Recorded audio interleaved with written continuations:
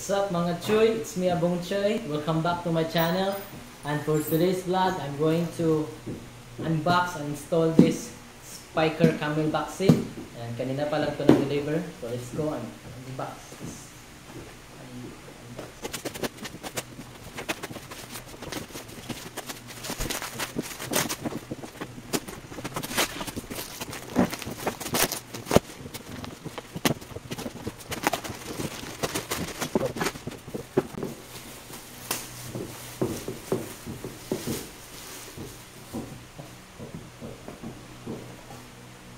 Spiker Camelback seat.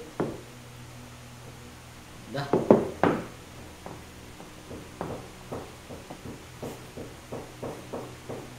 Tara, install na natin. So what's up mga Choy? Install na natin to ang Camelback seat. Yan. At ginagawa na ng kuya ko. Install na. Class ka niya. Oops, BBM. So, tanggal na, tanggal.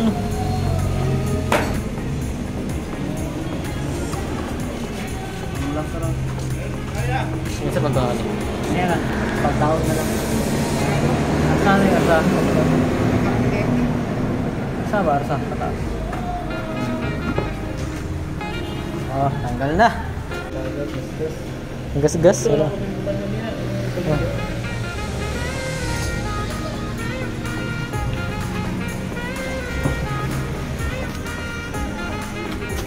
Kasi batang ka naman.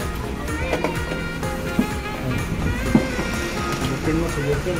So, lock siya guys. Hindi siya lock. Ito lang ang tinanggal. Balik na. Okay, sige, tingnan na natin. Ako pa. Wah. Okay.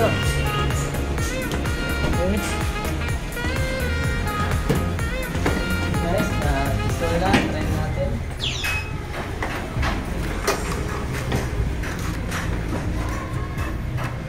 Ngawan. Maas.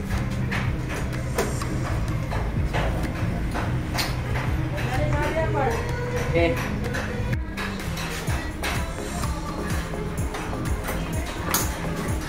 Siya buwan guys, pero yung lala ay may problema. Ito, bago siya. Medyo siya.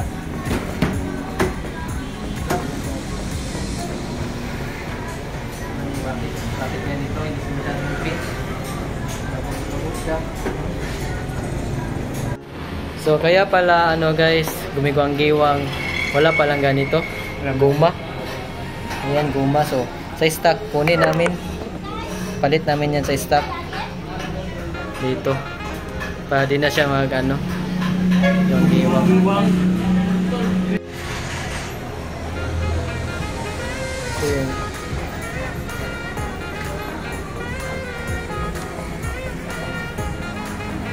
galing sa stock. So close na natin.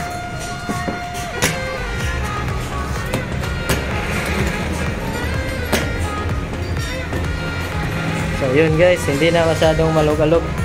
Yun lang palang problema. So kinuha sa stock, lipat. So ayan na, okay na. Hindi na siya ano, may ang giwang. Okay na guys. Yun lang pala, okay. 3 days later. So, what's up mga Choy? So honest review ko lang sa Camelback set na ito, G Spiker. Nagamit ko siya ng 3 days, pero yun na nga, okay naman sa akin, pero yung back ride ko lang talaga masakit yung ano niya sa private part. So ito, gusto ko pa naman, masayang masakit yung ano niya dahil dito sa click na logo na to, kita nito na puputo. Yan ang dahilan na masakit yung ano niya, private part. So wala tayong magawa, balik stock na lang tayo kahit gusto ko ito. So, sana guys makatulong and Sa hindi pa nakasubscribe, please subscribe to my channel. Abong Chuy. Salamat sa panonood. Peace.